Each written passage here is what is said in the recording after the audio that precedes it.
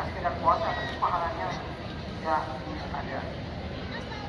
Kemudian pahala yang kita peroleh itu harus kita simpan. Bagaimana menyimpan pahala? Kita bersedekah. Ada? Pegang tuh. Udah iya. Ya Allah.